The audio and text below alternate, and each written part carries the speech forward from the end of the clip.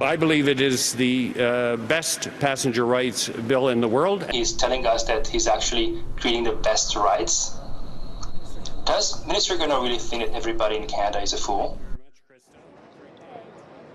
Two very different opinions tonight. Today, the federal government gave us a preview of a new air passenger bill of rights that's coming for you and other Canadians who fly, though there's plenty of pushback from advocates who say passengers like the ones here at packed Pearson International tonight are going to be the ones left out in the cold.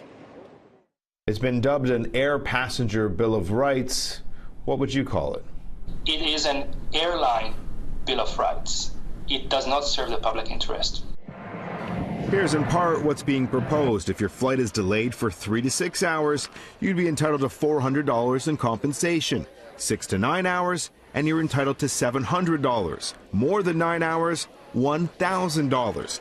However, if you're traveling with a smaller airline, the amount of money you're entitled to drops dramatically.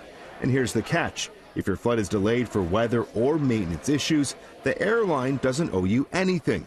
It's the lack of specifics around maintenance issues that has everyone from the CAA to passenger rights advocates concerned. What's a maintenance issue? We agree it's a loophole. As I said earlier, there's a big difference between an engine falling off the wing and, let's say, one of the overhead bin latches not closing completely. The government is again engaging in smoke and mirrors. The reality is that in most cases you will get nothing. When will you be getting compensation? The answer is if the airline voluntarily admits that they owe you compensation, which is worse than now. The new bill being proposed also states that if you're stuck during a tarmac delay, you're entitled to food, water, air conditioning, and the use of a washroom.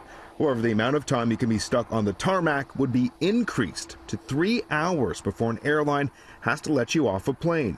Currently, the Code of Conduct for Canada's airlines states if the delay exceeds 90 minutes and circumstances permit, the airline will offer passengers the option of disembarking from the aircraft until it is time to depart. Doubling the amount of time passengers can be kept on the tarmac, that is inhumane. Under the new guidelines, if you feel you're owed money or an airline has breached the new rules and regulations, it's on you to report it. A passenger who feels that their rights have been infringed has 120 days to report it to the airline, and the airline must then respond within 30 days. The legislation is also expected to cover a $2,100 maximum for any lost or delayed baggage, as well as ensuring children under the age of 14 are seated close to a parent or a guardian at no cost, though much of this is already covered under the Montreal Convention.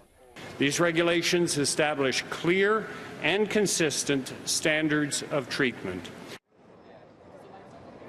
The rules will be for any planes flying in or out of Canada and all domestic flights. Now, Canadians will have about 60 days to share their thoughts and concerns with the government, and the rules will be turned into legislation that should kick in around July 1st. Now, one other important thing to note, the National Airline Council of Canada says if its members are forced to pay passengers fines, we could see a spike in ticket prices.